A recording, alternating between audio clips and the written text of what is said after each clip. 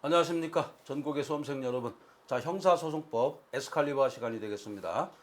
우리 이제 형사소송법 에스칼리버를 통해서 총 4회에 걸쳐 가지고 가장 핵심적인 사항을 살펴보는 시간을 갖도록 하겠습니다. 지난번에 공부했던 형법과 더불어 가지고 한 축을 이루는 것은 즉 형사법의 한 축을 이루는 것이 바로 형사소송법이 되겠습니다. 이러한 형사소송법을 공부함으로써 형법의 내용을 실현하고 국민의 기본권, 즉 형사 절차를 통해서 어떤 기본권을 우리가 현실화하고 이것을 합리화하는 합법적으로 우리가 이것을 효력을 발생하는 그런 절차가 형사 절차가 바로 형사소송법이 되겠다 이렇게 볼 수 있죠. 형사소송법은 크게 세 파트로 되어 있습니다. 그래서 수사 파트, 그다음에 공판 파트, 그다음에 형집행 파트 이렇게 세 파트로 되어 있는 것도 미리 알아두시기 바랍니다.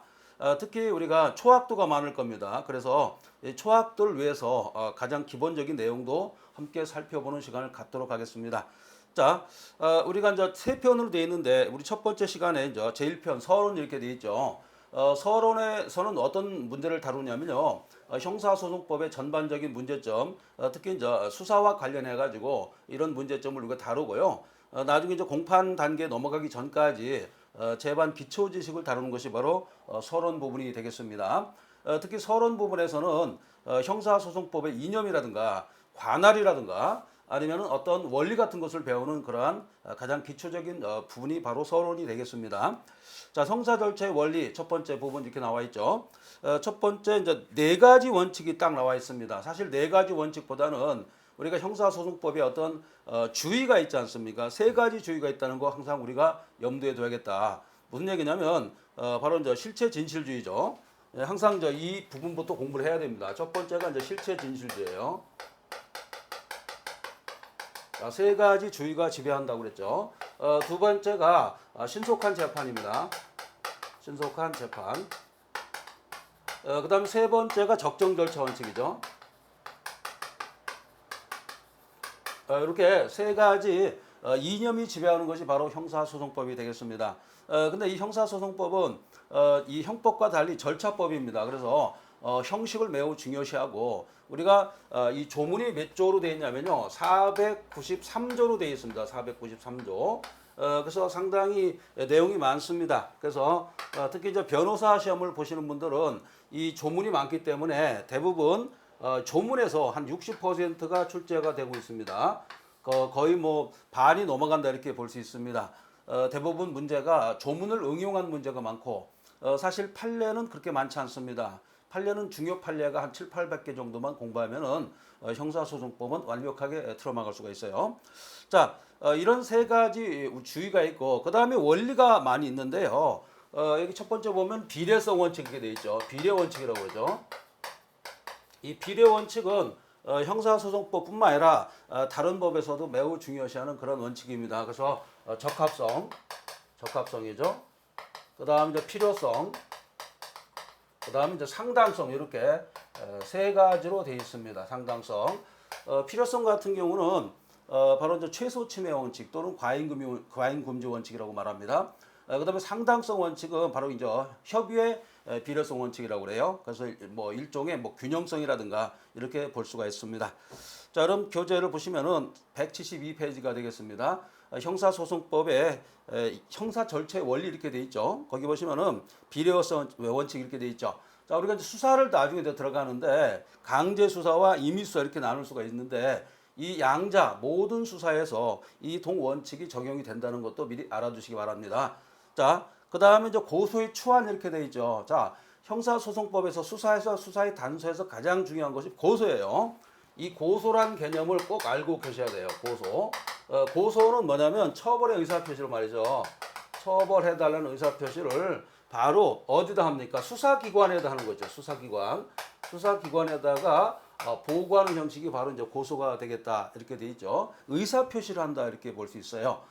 자, 우리가 이제 민법에서 보면 의사표시 해가지고 상당히 중요한 어떤 테마로 다뤘지 않습니까? 형사소송법에서도 이 고소 개념이 엄청나게 중요합니다. 그래서 수사기관에다가 어떤 사람을 처벌해달라는 그런 의사표시가 바로 고소가 되겠습니다. 주로 이제 피해자, 그 다음에 이해관계인이 되겠죠. 자, 이 고소권자가 있습니다. 고소권자가 있는데 이 사람은 피해자, 그다음에 이해관계인 이렇게 돼 있죠. 이해관계인이 바로 이제 고소권자다 이렇게 우리가 답을 하실 수가 있습니다. 자, 우리가 4회에 걸쳐서 아주 컴팩트하게 형사소송법을 진행하는데요. 제가 왜 빨리 이것을 진행하냐면 이걸 너무 늦게 공부하면요 여러분들이 어떤 슬럼프에 금방 빠지게 됩니다. 그래서 가장 중요한 내용을 제가 색출해 가지고 만점까지 우리가 바라볼 수 있는 그러한 테마로 우리가 나가도록 하겠습니다. 자신 있게 여러분들이 공부를 해 주셔야겠습니다. 그다음에 이제 고소의 추안이 있는데 이 고소 같은 경우는 어떻습니까? 이 어떤 절차가 이제 절차적 형사 절차가 진행하는데 아주 중요한 그런 개념이 고소가 되거든요. 그래서 이 고소 같은 경우는 어떻습니까? 절차의 안정적 실현, 그러니까 법적 안정적 실현을 뭡니까 중요시하는 그런 제도를 어떤 추구하는데 뒷받침이 되는 그런 제도가 고소 추안이다 이렇게 볼 수 있어요. 지금 첫째 시간이기 때문에 고소 추안에 대해서는 이 정도로 제가 설명을 마감하도록 하겠습니다. 그다음 이제 고소 불가분 원칙이 있는데 이것은 233조입니다. 형사소송법 233조. 233조에는 고소 불가분 원칙이 있어요. 알았죠? 불가분 원칙이 있다. 여기에는 주관적 그다음에 객관적 불가분 원칙이 있습니다. 주관적은 뭐냐면 어떤 행위가 있을 때 예를 들어서 공범이 있다. 그러면 A라는 사람한테 고소를 하면은 그 고소의 효과가 바로 B라는 사람한테도 미친다는 것이 바로 주관적 불가분 원칙이 되겠습니다. 자, 그러니까 공범이 있을 때 A와 이제 B가 있다면 어떤 사람이 피해자가 C가 있는데 예를 들어서 A에 대해서 고소하면은 역시 이 고소의 효력이 B한테도 미친다는 것이 바로 주관적 불가분의 원칙이에요. 주관적. 반면에 어떤 사건이 있다. 예를 들어서 뭐 강간 같은 게 있습니다. 강간을 했을 때 강간에 대한 요소가 간음 플러스 그죠? 간음 플러스 폭행 협박이죠. 이렇게 돼 있는데 이 사람이 강간에 대해서 상당히 프라이버시를 느낄 수가 있죠. 자기의 어떤 비밀을 느낄 수가 있습니다. 또는 명예라든가. 따라서 이 사람이 만약에 폭행 협박을 떼가지고 여기에 대해서 고소했다 그러면은 강간죄 전체에 미친다는 것이 바로 객관적 불가분의 원칙이 되겠습니다. 자, 여러분 어떻습니까? 제가 두세 가지 설명하는데도 금방 10분이 갔지 않습니까? 그만큼 이 내용이 많은 것을 지금 100몇 페이지로 축약을 해놨다고 생각해 보세요. 그럼 여러분들이 어떻게 생각합니까? 빨리 나갈 수밖에 없다. 그죠? 그래서 신속하게 빠르게 나감으로써 우리가 이 형사소송법을 빨리 정복할 수가 있어요.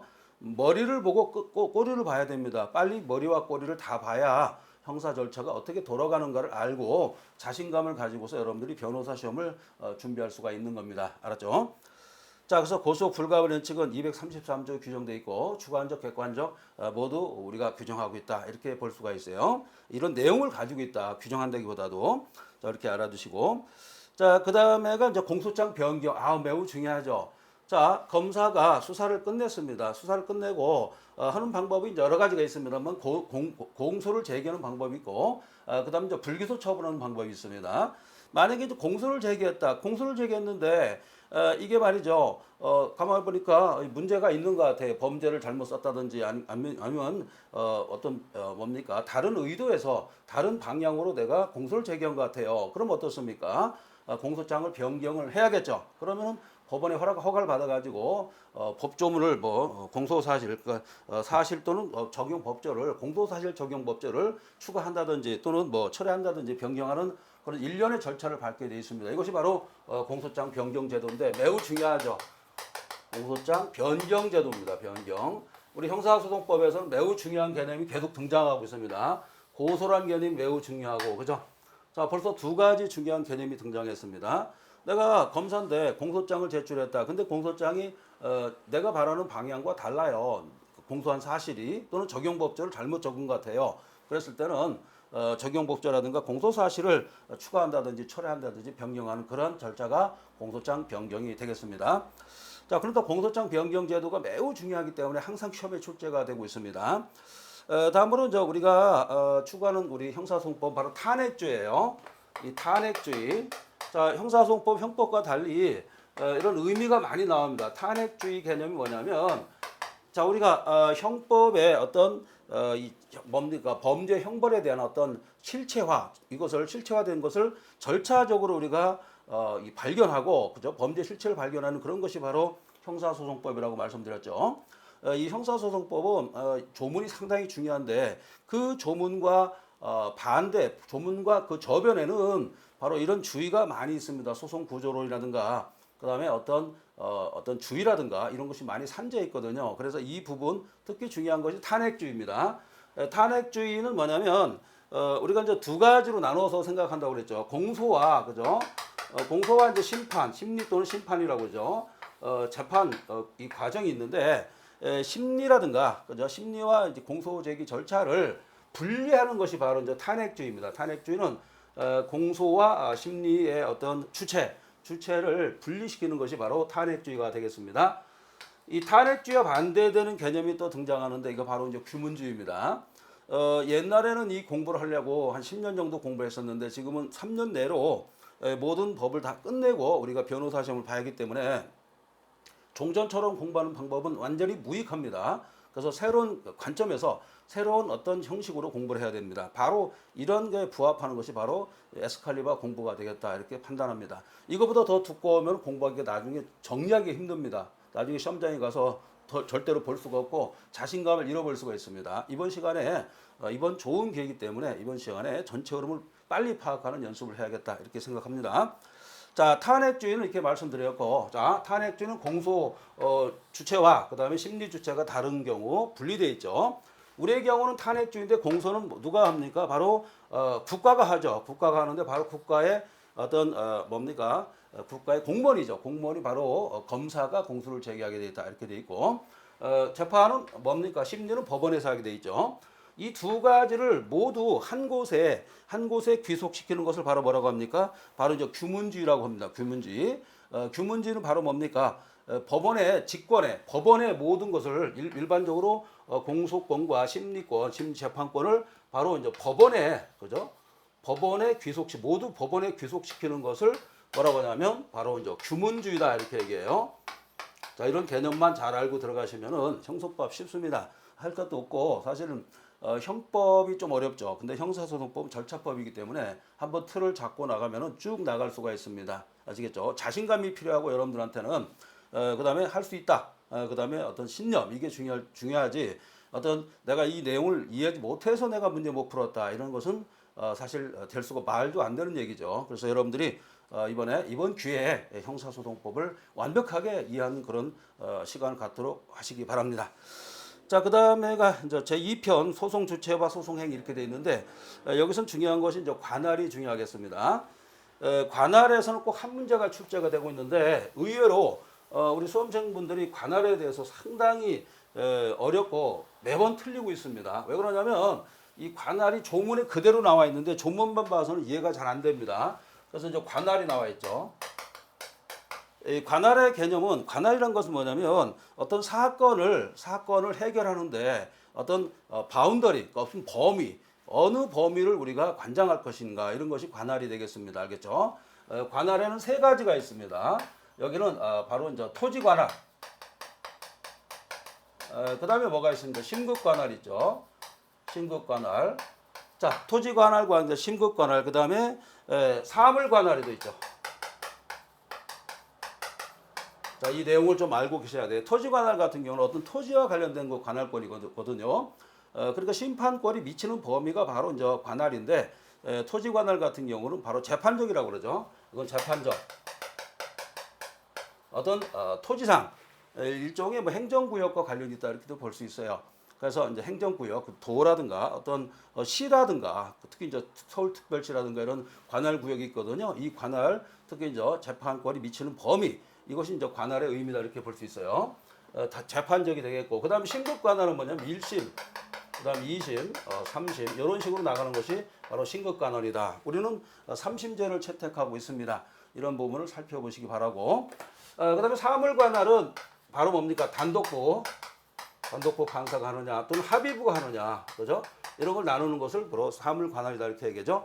따라서 이것은 사건의 경중입니다. 사건의 경중에 따라서 우리가 판단하는 것이 바로 사물 관할이다 이렇게 볼 수 있습니다. 자, 그렇게 알아두시고, 자, 여러분들 교재 172페이지 앞부분이 상당히 제가 설명이 많았는데 지금 갈 길이 멉니다. 갈 길이 멀지만은 나오는 거, 그다음에 핵심적인 사항은 정해져 있다 이렇게 볼 수 있죠. 자, 거기 보면 히트 첫 번째가 형사사건 부호 문자에서 1심은 합의 사건.